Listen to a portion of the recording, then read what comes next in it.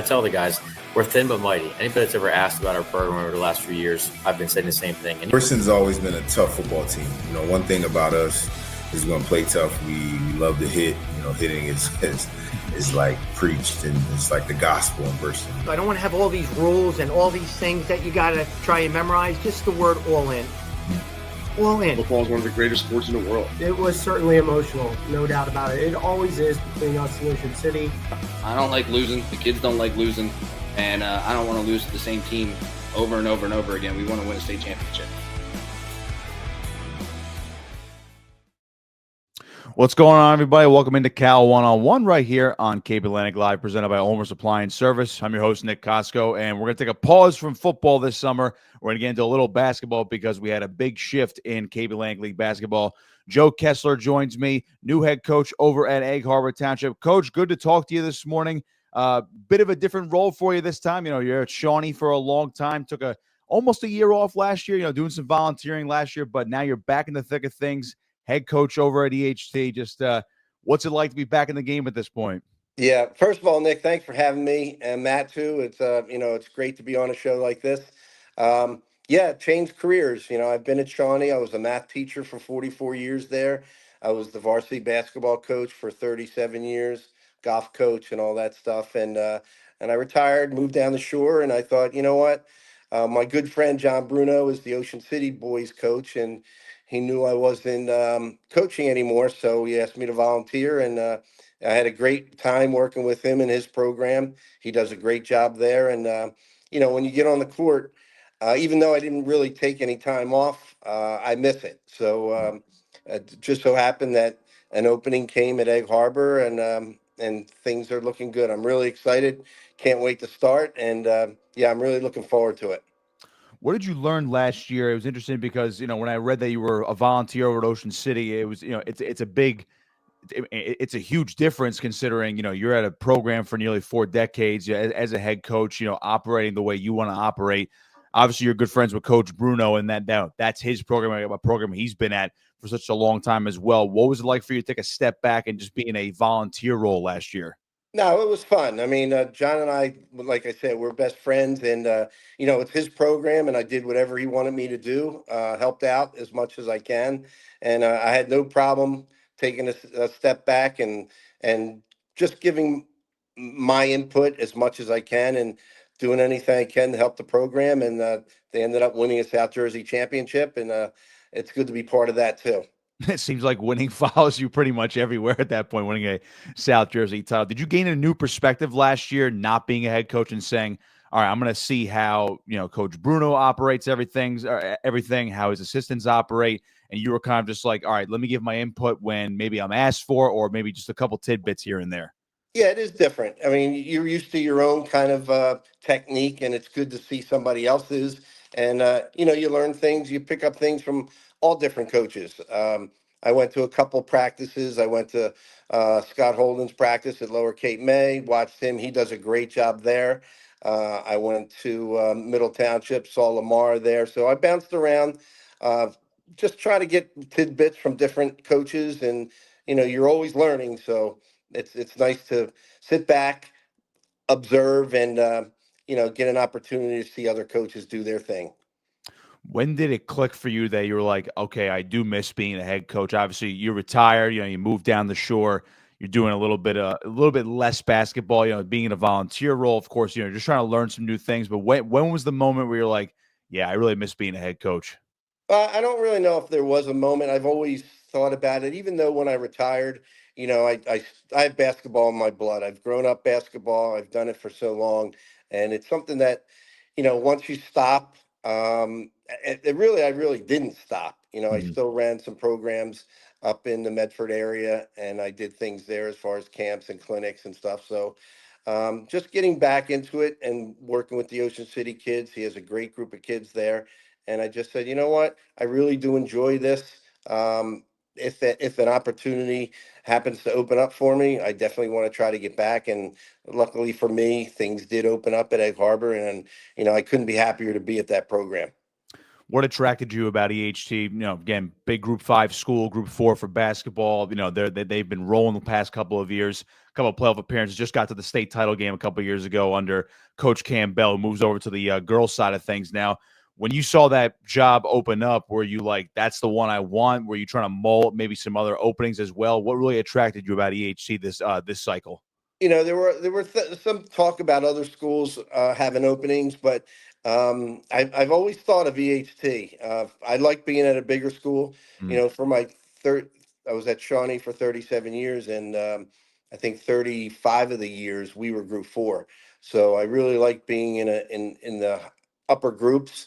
I know it's a good program down here. Cam did a great job. I've been working with the AD, Kevin Rutledge, and he's been great with me. And all the coaches that I met at EHT, the football coach, baseball coach, and all those guys, they've welcomed me, and I couldn't ask for a better situation. It's a big program. It's a big area. I think there's a lot of talent here. I just hope to keep the talent in Egg Harbor. And I think if I do and things go the way I expect them to go, I think we're going to do a lot of good things in Egg Harbor. So since you came from a big school like Shawnee, again, regular, Group 4, Group 3 a little bit as well, so you're kind of used to that big school flair. Have you noticed other schools like EHT? I mean, obviously, expect obviously with them as you're now there, but did you notice them from afar? I know they're, you guys were away. Shawnee wasn't the Cape Atlantic League, but have you seen schools like that? And you're like, okay, yeah, like that's something that should regularly happen where this team is regularly successful. It's a big competitive school, big environment, similar to what we've built at Shawnee for so long. Did you notice that from afar at one point? I did. You even though I was up in the Olympic Conference, which I thought was one of the best conferences in the state, you're always looking around. You're always trying to play good teams from other conferences, and the Cal has a lot of good teams down here. And I think I'm really going to like it down here. I met a lot of the coaches in the Cal, and I get along with them very well. And it's going to be different for me being away from the Olympic, but it's a new experience and a new challenge for me, and I'm really looking forward to it. I want to circle back to that new challenge and new experience for you in a second. But again, going back to your days at Shawnee, spending 37 years there as a head coach, winning 6 state championships, double digit in terms of South Jersey titles. So, I mean, you've pretty much won everywhere you've been. Again, at Shawnee, won pretty much every season, had a lot of great years. When you sum it all up to nearly 4 decades, and again, you retired as a teacher, did you ever envision yourself coaching anywhere else, or when you initially retired, or maybe not even before you initially retired, but you were like, I've been here so long, I really can't envision myself putting on a different coaching polo or a different, suit and tie to coach another school? Yeah, when you're at a program like Shawnee, I mean, the athletic director there, Rich Dodd, he's awesome. I loved working for him. You always think that this is where I'm going to be for my career, and then when I did retire, I always wanted to move down the shore area. I have a lot of friends down here, family down here, and then once I came down here and I started hanging out with the Cal coaches, it really got my blood flowing. I think, you know what, I really want to get back into it, and this is the place I want to be, down in this area. Have you gotten a chance to talk to any of the players, or maybe your new staff, or some of the coaches that you might be retaining? Have you been able to, I guess, get that going? I know it's only the summer and basketball still, about 4, 5, 6 months away. But what's the process been like so far, talking to players, coaches, and anybody that's going to be involved with the program this coming season? Yeah, I talked to my assistant coaches, and we're all on board. I've only talked to them a couple times, so I'm going to have a few meetings with them over the summer. And as far as the kids, I had like an introduction meeting with them last week. I have not been in the gym with them yet, so hopefully that'll come soon. But from what I hear, they're very excited to have me there, and I know I'm very excited to be there. Coming off a couple of playoff appearances, I'm sure the kids are very excited to have a coach of your caliber in the fold. So former coach Campbell, I've talked to many times. He's now moving over to the girls' side. It was funny when I was reading a couple of things about what he actually told you coming in. He said to expect maybe sort of a rebuild, but there's still a lot of young kids, experienced kids, but young kids in the program. What was your initial reaction to that, where you're like, okay, I'm ready for a new challenge? You know what?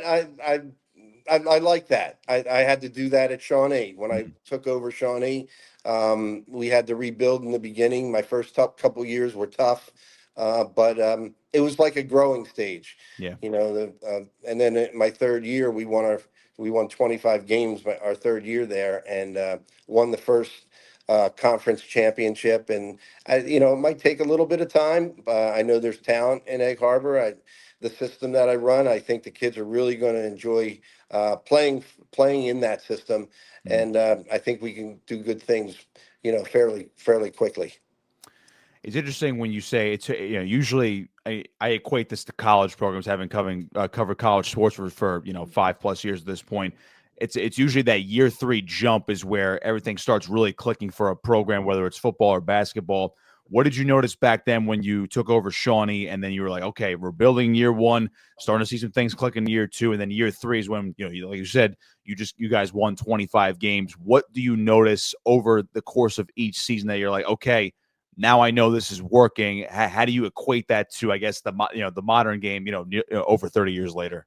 Well, I think that, when I took over Shawnee, it was a good program, but it wasn't a great program. And I think the kids had to buy in. And I think once I got the kids that focused basketball first, not all of them, but, I do encourage them to play other sports. But it's nice to have kids that are basketball first. And, the first season we were 6-19. Second season we were 9-16. So 2 bad seasons, but you can see the kids growing. That second season we lost 5 games by 1 point. So that could have been a turnaround. And then I think they realized that, hey, we could win here. And then that third year we were 25-3, won the division, and then from that point on, we had 20-win seasons plus from then on. You'd love to hear the progress of a program. So we'll dive into some of your stuff over at Shawnee and what's to come in EHT just a second. We'll take a quick break here on Cal 101 on Cape Atlantic Live. This broadcast is brought to you by Harbor Jiu-Jitsu. Located in Egg Harbor Township, Harbor Jiu-Jitsu is more than just training. Both adults and kids can gain practical skills that give you real confidence, build physical and mental resilience, and you can join a team that's here to help you grow.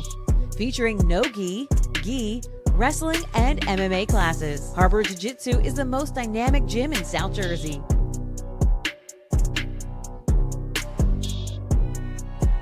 For more information, check out harborjiujitsu.com.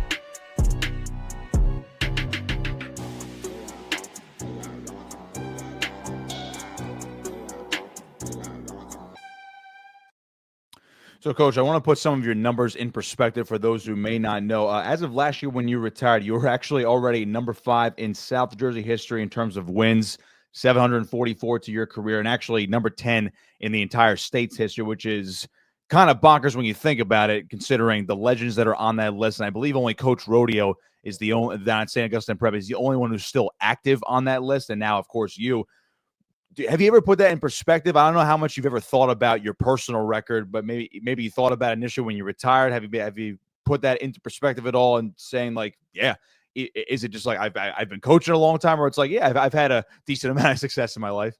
Yeah, I think it's both of those. I have been coaching a long time and being very successful. That's where the 100 or the 744 wins come in. So for anybody to have the amount of wins like I have, or Rodeo, or Bruno, and some of these other guys that are out there coaching, you have to have successful years. Plus, you have to have longevity. You have to love what you do, which I do, and that's why I continue to do it. Do you feel like you, Coach Bruno, and obviously now Coach Rodeo, because now you're down in the Cape Atlantic League, and people who follow high school basketball in this state know the significance of those coaches in the area and obviously statewide. Do you feel like you guys are almost in like a little exclusive club? It's like, yeah, we've coached a long time, but we do have maybe a leg up on everybody else at this point. I think so. You don't see a lot of coaches spending as much time or doing it as long as we have. But, when you enjoy something, you love something, you do it until you don't. And I think that Bruno, Rodeo, myself, and there are a lot of other coaches out there that have been there for a long time. We love what we do. We love working with the kids, and we love seeing their growth, their progress, and not only on the basketball court, but in life. You see Mm, them grow up to be young men. Kids that I've coached: Danny Earl, Brian Earl, Kirk Luckman, Corey Green, mm, guys, Julian Sanders, guys that I've coached back at Shawnee. I'm friends with them now, mm, and some of them are now college coaches. Malik Allen is the assistant coach for the Miami Heat. Danny mm. Earl just won the NIT at the University of Chattanooga. Brian Earl's at William and Mary. These guys have. Um, Brian Earl went to Princeton. I've had Ivy League schools. Zach Martin went to Harvard, and I'm still friends with these guys, and it's great to see how I coached them as young kids and what they've made themselves into be young men in their profession. It's awesome. Do you think that's a bigger accomplishment for yourself, seeing all these guys get to the next level, even if they don't play basketball, but maybe go to a great college because of the opportunities basketball afforded them, rather than, again, you're at a certain point, I feel like you're going to hit 800 plus wins at some point in your career. But do you feel like all these kids taking that next step post basketball or taking basketball to the next level, is that a bigger accomplishment for yourself in your mind? It is. The wins that I guess that comes with years. Mm. You're going to have a lot of wins the longer you do it. But when you touch people's lives and you watch young men or young kids grow into adults and how successful they are, that's really, really rewarding for me. You were also already in a couple of Hall of Fames already, and it always fascinates me with basketball with these that coaches can get, or coaches and players, maybe not necessarily players, but usually coaches can actually get into the Hall of Fame. And then, okay, I'll coach for another 10, 15 years. So you're already in the State Coaches Association Hall of Fame dating back to 1998, and you were already named to the South Jersey Basketball Hall of Fame back in 2011. So over a decade ago for that last one. Was it kind of weird still coaching? You're like, yeah, I'm a Hall of Fame coach, but I'm still working. Yeah, it is kind of weird. You don't see it like, you really don't realize that that's the way it is. But I guess there's a time limit that you have to be coaching for that to happen. And, I'm very fortunate to be in both of those Hall of Fames. So coaching stems to other sports for you as well. You already alluded to that you were the Shawnee golf coach, a lot of success right there. I believe you guys won a state title within the last 10 years as well on the golf course. Actually, I want to ask about that first. Where did golf come from? Have you always played golf, or is that something you kind of just got into as you were a teacher and a coach over at Shawnee? Yeah, I mean, growing up, golf wasn't in my plans. I Mhm. played midget football, baseball, basketball, the three major sports. And then when I got to Shawnee, I started picking up golf, and I was an assistant coach there for 5 years, and then all of a sudden the head job opened up, and I was the golf coach for 11 years there. And Shawnee has a very good golf program, and we were in the state championship 4 times. We won it 1 time, and it's a fun game. I hope to help out the EHT golf team if I can, and I look forward to that as well. I was actually about to ask you if you can bring that championship culture over to the EHC golf team as well. I mean, even if you have to volunteer first, what's your handicap these days? I can't break 100. I love playing, but I can't break 100. Well, I mean, my best score, I shot 72 one time, but usually I'm somewhere in the 78 to 83 range, somewhere around there. I can hang, but I'm not great, but I can hang with people. I can hang too, but mostly in pace of play. So, but that's about as good as I could do. Still, yeah, the Hey, occasional it 20. doesn't matter how low you score as long as you play quickly. That's all I That's right. care. Yeah, and then the occasional 25-foot putt is actually going to drop into the hole. So, That's right. go Kessler with me here on Cal one-on-one. Coach, I'm going to hit you with a couple of rapid fire questions. Feel free to expand upon them if you want. But sure, you could just say, all right, it's this one. So I'll start out. Lot of games to go through, but do you have a favorite win over the course of your head coaching career? Wow. I think the very first, we won the tournament. We were the first South Jersey team to ever win the prestigious tournament champions. Mm. And I think that game, but actually the finals, the South Jersey finals, was I think Atlantic City was number one in the state. We were ranked high in the state, and we went into Atlantic City. This is 1992, and we went into Atlantic City, played really really well, and I think we had like a 16-point lead at halftime, and then they came back strong. They had a really good team.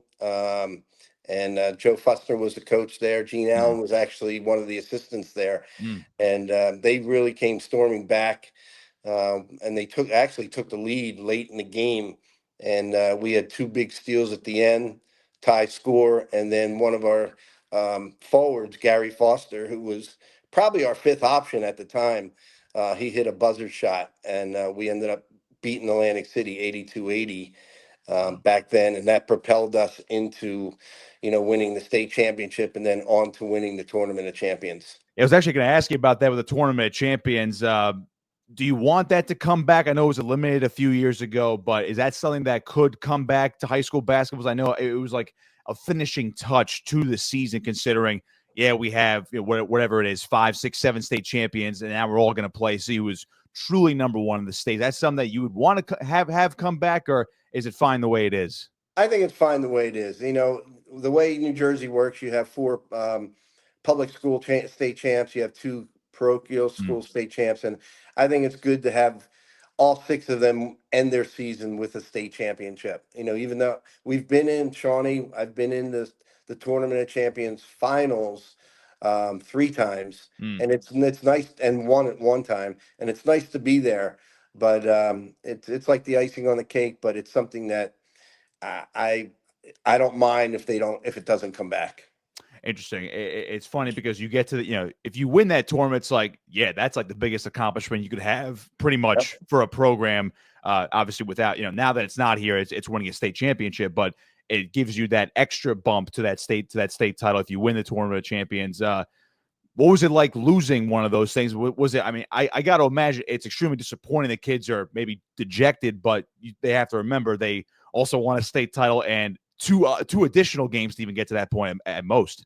Yeah, that's how we look at it. It's great if it's a game, and to get at that level, you're very competitive as a coach and all the players on your team. So obviously you want to win that game. You're going to do whatever you can. But at the end of the day, when it's over, you look back on the season, you look back on the state championship and the South Jersey championships, and that's what you focus on. So I'll resume the rapid fire here. Bit of a jab here for a question, but is there a loss that stands out? Whether it's like, oh my God, I can't believe we lost that game, or is it like, all right, we learned a lot from this loss? I guess when you look back at it, there's always a couple games here or there that you wish you had over again. But I wouldn't say there's one particular one that really stands out. Favorite style of play? Are you guys more hard-nosed where you're going to grind it out in the post, or finesse to adapt to the new type of game where there's a lot of spacing, a lot of shooting, and a lot of outside shots, especially from 3? That's what we do. My philosophy on offense, we run a motion offense. We let the kids have I let the kids have their freedom. We don't run a whole lot of patterns or plays. We have rules that the kids have to follow as far as reading the defense and that kind of stuff. And then defensively, we've always been known as a good, hard-nosed, man-to-man type team, and I'll hope to continue to do that depending on the players that we have. But that's pretty much my philosophy. I think the kids enjoy playing that style, that they do have freedom. They're not locked into certain things, and they have the green light. If they know that if they're open, they know they can shoot the ball, and that gives them confidence. And I think that helps them throughout the game, and we've been very successful doing it that way. I'm looking forward to that. There's probably going to be a lot of high scores inside EHT's gymnasium this winter. Out of your new coaching friends here in the Cape Atlantic League, is there one that you're definitely looking forward to facing off against from the opposite sideline?